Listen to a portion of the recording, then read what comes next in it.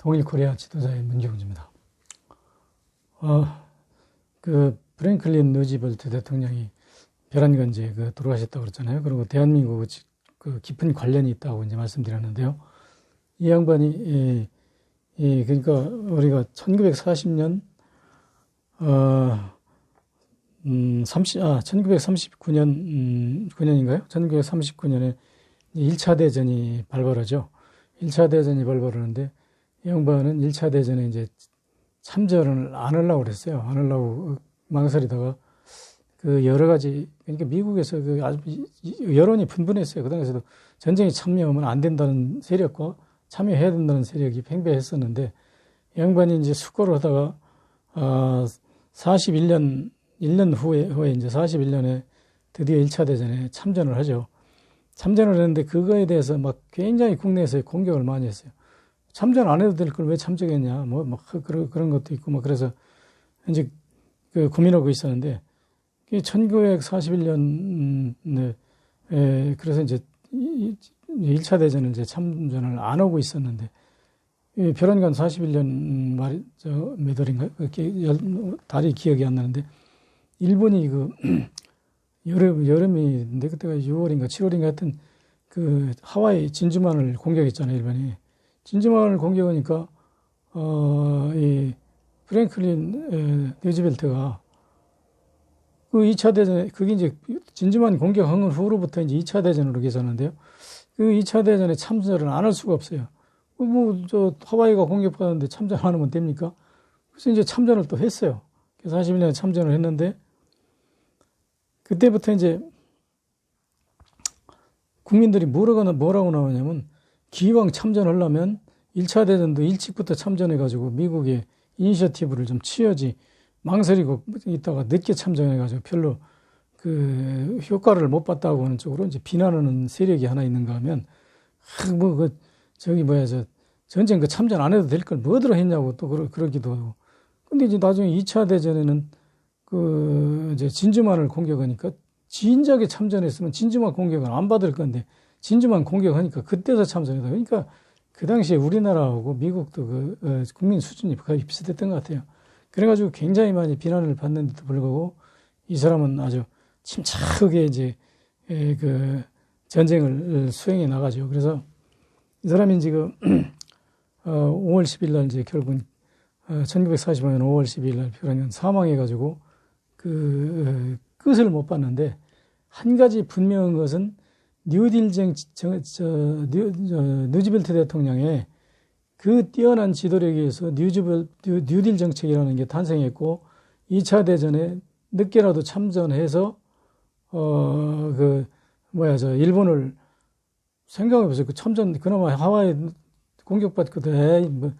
전쟁이 말려들면 우리 미국이 더선해요. 그러고 안 했다면 어떻게 됐습니까? 미국도 선진국이 되기는 고사하고 그 미국 안에 갇혀서 이제 정말 별 볼 일 없는 국가로 남아있을 뿐더러, 그 전쟁을 참가 안 했다면 일본하고 독일이 우리나라를 지배하고 있겠죠. 지금까지 완전히 세계 판도가 달라졌죠. 그러니까 우리 운명하고는 이 양반하고 아주 굉장한 깊은 관계가 있어요. 그리고 거기에다가 또 이제 미국의 위상이라는 게 결국은 2차 대전에서 승리했기 때문에 오늘날 세계를 지배하는 거 아닙니까? 그러니까 이 양반은 미국을 위해서나 우리 대한민국을 위해서나 세계를 위해서, 물론 공산권에서는 싫어하지만 아주 위대한 지도자가 이제 루즈벨트 대통령인데, 생각해 봅시다. 여러분 다리를 절고요. 말년에 이제 이거 주로 루즈벨트 타고 다니다가, 죄송합니다. 휠체어 타고 다니다가 지팡이 짚고 다니다가 여러 번 그렇게 했는데, 그렇게 불구의 몸에도 불구하고 사선까지 나가서 이제 그 양반이 벼란간 무슨 벽난로 켜놓고 앉아서 문서 정리하다 거기서 쓰러져서 죽었는데, 그렇게 과로로 인해 가지고 뇌출혈로 죽기까지는 자기 개인에게도 사실은 불행이고, 미국도 어쩌다고 하여튼 반대하는 세력이 많은데, 제가 이렇게 객관적으로 보기에는 그 양반은 정말 훌륭한 사람이고 오늘날의 미국의 기초를 닦은 사람이에요. 근데 아까 루즈벨트 대통령 부인이 트루만 부통령이 내가 뭘 도와주면 되겠습니까? 하니까 그 부인이 뭐라고 하냐면, 부통령님께서 나를 도와주는 게 아니라 내가 부통령님을 무엇을 도와줄까를 심각하게 고민하고 있습니다. 이 양반이 이게 정치가란 말이에요, 정치가. 왜냐하면 벌써 그 루즈벨트 대통령이 그렇게 벌려놓고 이 중체된 아직 2차 대전이 끝나지도 않은 시점에서 죽었으니 걱정이 태산이죠. 그러니까 이 양반이 절대적으로 자기가 트루만을 도와서 남편의 그 위협을 달성해야 되겠다고 하는 그런 각오가 돼 있는 여자죠. 나도 그런 여자 있으면 지금 늙었어도 결혼하고 싶어요. 그런 여자. 근데 하여튼 이건 농담이고요. 그런 여자가 참 그 여걸인데 이 양반이 그 미국의 그 루즈벨트를 비판하는 세력을 많이 잠재웠다고 그래요. 워낙 그 훌륭한 분이라고 그래요. 하여튼 그렇게 해서 이제 그 트루만이 전쟁의 바톤을 이어받았는데요. 그 트루만이 실수를 많이 했어요. 한반도를 가르는 것도 역시 트루만이 가르는 거고, 메가더하고 좀 불협화음도 있고 뭐 어쩌고 저쩌고 했지만 하여튼 트루만이 우리 대한민국에는 상당히 악재적인 대통령이라고 저는 생각이 합니다. 역시 트루만하고 메가더하고. 이제 그 태극기 부대나 이 오염된 사람들은 메가더가 아주 영웅이라고 그러는데요. 그거는 이제 나중에 제가 기회 있을 때 말씀드리겠습니다만 메가더는 절대 그 영웅이 아닙니다. 하여튼 그래서 이제 그 미국의 뉴딜 정책이라고 하는 것이 이제 있는데요. 이것이 세계에서 지금까지 많은 석학들이 세계에서 가장 성공적인 정책이 뉴딜 정책이다. 그거에 대해서는 뭐 별로 이론이 없어요. 그 미국에서 뭐 비판하는 세력이 있긴 하지만 그래서 그 뉴딜 정책이 이제 어떤 거냐면 우선 실업자들을 대량 고용해가지고 돈이 아닌 먹을 걸로 주는 거예요. 왜냐하면 그때 그 미국이 가장 애를 먹은 게 공장이 문 닫고 2차 대전에서 부상병을 포함해서 이제 1차 대전에서 이제 돌아오는 장병들이 빵을 달라고 길거리 나와서 데모했거든. 그러니까 빵을 공짜로 주면 안 되잖아요. 그러니까 그것을 테니스강 유역 개발이라는 그 거대한 그 농업 기반 확충 그 프로젝트를 수행해가지고 그 먹을 것을 주면서 그걸 해서 이제 농업 생산력도 높이고 그 고용 효과도 높이고 그래가지고 이제 미국 산업을 정상화시키고 이런 이제 정책을 썼죠.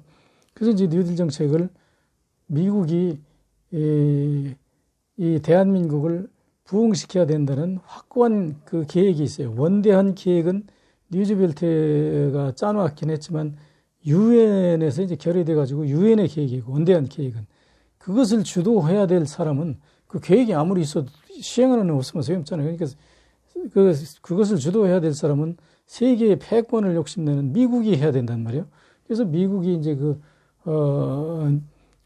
대한민국을 이제 부흥시키고 여러분 뭐 다 아시겠지만 우리나라 최초의 국방경비대라는 걸 창설했는데 그 돈을 100% 미군이 다 된 거 아닙니까? 미군이 다 되고 그 미군이 그 사람들 먹는 것도 미군이 주었죠. 신발 미군이 주었죠. 칫솔 주었죠.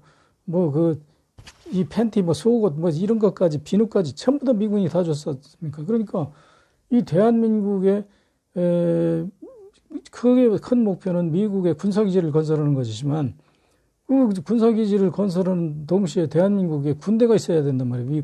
미군은 지들이 뻣뻣해서 총 쏘는 것보다 대한민국 사람들 시켜서 총을 쏘야 되는데 미국은 이렇게 유지해야 되잖아요. 그러니까 그 돈을 대고 계속 줘야 되잖아요. 그러니까 이 나라 경제를 살려서 자급자족하는 단계까지 가는 게 미국으로서는 아주 가장 시급한 것이죠. 그래서 미국은 1950몇 년도부터 그 뉴딜 정책이라는 그 영화를 가지고 전국 각지를 돌아다니면서 영화를 돌렸는데요. 아마 한 70 저 정도 나이 되는 사람 치고 그 영화 안 본 사람 하나도 없을 거예요. 근데 그 사람들은 그런 데 대해서 관심이 없으니까 그런 게 있었는지 없었는지 기억 못하는 사람도 많이 있을 거고 나 같은 사람은 원체 하여튼 괴팍한 사람이니까 그런 걸 기억하죠. 그 영화 본 게 안 난 생생해요. 그런데 그런 그 뉴딜 정책을 돌린 이유가 뭐냐면 반드시 이 땅에서 뉴딜 새마을 운동이 아닌 그 뉴딜 정책을 시행해야만이 이 나라를 재건시킬 수 있다고 하는 게 미국의 확고한 그 계획이거든요. 그런데 제가 여러 번 말씀드렸지만 경제개발이라는 건 어떻게 합니까? 우선 가장 기본적인 게 뭐냐면 시멘트가 있어야 되고 철근이 있어야 돼요. 그리고 건축을 이제 하자면 그 집이 다 부서져고 전쟁이 뭐 이렇게 폐허됐으니까 집을 지어야 될 거 아닙니까? 집을 지으려면 유리가 있어야 돼. 유리창 없는 집은 뭐 다 토담집 집니까? 옛날처럼 이렇게 종이로 창문 바르나요? 그래서 그걸 이제 탈피하는 것이 뭐냐면 유리창을 달아야죠. 그래서 이제 유리 공장, 시멘트 공장, 철근 공장 이것을 인프라를 다 구축하는데 약 58년, 59년까지 이제 완성해요, 이걸. 완성해가지고 그때부터 이제 본격적으로 경제 토목 개발 이런 걸 이제 하려고 막 미국이 주도하고 있는데 벼랑간 58년인가요? 그때 4.19가 일어났죠. 4.19가 일어나서 이제 그거 못했지. 그러면서도 이승만이한테 이제 하라고 그러는데 이승만이가 뭐 어쩌고 저쩌고 또 그 토를 달고 또 그 야당에서는 뭐 그렇게 국가 기획 경제로 하면 그 공산당식이라 안 된다고 또 집접을 떨고 막 그랬죠. 그러다가 이제 그 장면 정부 들어오니까 장면 정부한테 이제 하라고 그래서 장면 정부가 하려고 열심히 이 기획을 짜고 미국의 누굽니까? 그 이름이 생각이 안 나네. 미국의 그 경제 전문가 그 사람이 와서 한국에 와서 검토해가지고 다 오케이 사인까지 다 받았던 국토건설 사업하는 데 대해서 그렇게 해서 막 시작을 하려고 하는데 결국은 박정희가 쿠데타 일으켜가지고 못한 거잖아요. 못해가지고 이제 결국은 박정희한테 넘어가는데 박정희한테 넘어가서 뭐 잘못됐다는 게 아니고 왜냐하면 박정희한테 넘어가가지고 박정희 보고 뉴딜 정책을 받아들여라. 그러니까 박정희가 안 한다고. 왜 안 한다고 그러냐면 저는 한국적 무슨주의? 한국적 민주주의? 한국식으로 지 나름대로 하겠다고 그래요. 그거 안 한다고 하는 이유가 뭐냐면 미국이 허락한 대로 하면 틀림없이 얼마 있다가 너 옷 벗고 이제 군대로 돌아가. 이렇게 되면 처음부터 미국한테 끌려다니면 안 될 것이다 해가지고 저는 이제 지 스타일대로 하겠다고 해가지고 시작한 게 이제 저번에 내 몇 차례 말씀드렸죠. 사회치 운동하고 재건국민 운동을 해가지고 뭐 앙고라 토끼 기르고 무슨 돼지 새끼 기르고 바다에 가서 고기 잡아가지고 경제 개발한다고 이 미친 소리를 박정희가 한 거 아닙니까? 그러니까 미국이 뭐 지가 자신만만하게 한다고 그러니까 그냥 두고 본 거죠. 두고 봤는데 한 1년인가 62년 한 1년 동안에 1년인가 2년 동안에 이것들이 막 화폐 계약도 하고 별지랄 다 했죠. 다 했는데 이게 뭐 나중에 이제 완전히 경제가 무너지게 됐잖아요. 그러고 나서 미국도 그래? 구호양국 다 끊어버리고. 근데 미국이 정책적으로 끊은 게 아니에요. 왜 구호양국이 끊겼냐면 미국이 박정희를 뭐라고 그러냐면 뱀 같은 놈이라고 언론이 이제 보도해가지고 미국 의회에서 승인을 안 하는 거예요. 한국 구호양국을 주려면 승인해야 되지 않습니까? 그 승인을 안 하고 있기 때문에 구호양국을 어차피 어쩔 수 없이 이제 못 주고 있는 거죠. 그런데 박정희가 지난번에 말씀드렸지만 미국에 가지고 건방 뒤통 터지게 케네디한테 한국의 경제 원조를 좀 해주시오. 어쩌고 주접을 떨잖아요. 미국에서는 박정희 저걸 도와주는 걸 막 아주 그냥 필사적으로 반대하고 막 이 난리친데. 그러니까 미국이 한국을 절대 그때 도와줄 수가 없기 때문에 박정희 보고 유튜브 말로 쿡 찔러서 넌 막 그러지 말고 서독에 가가지고 빨리 시멘트 플랜트 계약한 거 갖다 시멘트 공장이나 지었나 빨리 경제건설하게 뭐 이런 식으로 고치를 한 것 같아요. 내가 그때 사실은 코 닦느라고 거기를 못 갔어. 왜냐면 내가 그때 너무 어려가지고 61년이면 내가 그때 뭐 몇 살인지 열 몇 살 됐는데 코는 그때 다 닦았겠구나. 하여튼 그런데도 내가 거기 따라가서 보진 못했는데 하여튼 그런 어떤 비밀 지시에 의해서 이제 서독에 가서 차관을 얻어온 것이죠. 박정희가. 그래가지고 이제 1년인가 2년인가 버티다가 나중에 이제 이 한국 경제가 완전히 이제 바닥이 나가지고 이게 뭐 도저히 어떻게 할 수가 없으니까 공장이 막 그때 막 서고 막 난리가 났죠. 그러니까 박정희가 이제 그때는 미국한테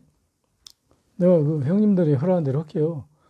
이래가지고 이제 미국이 그래? 그러면 우선 내가 시키는 대로 해가지고 이제 소위 산업화 전략이라고 하는 걸 해서 구로공단에다가 산업박람회를 실시해가지고 세계 사업가들을 불러들여가지고 네, 그만하겠습니다.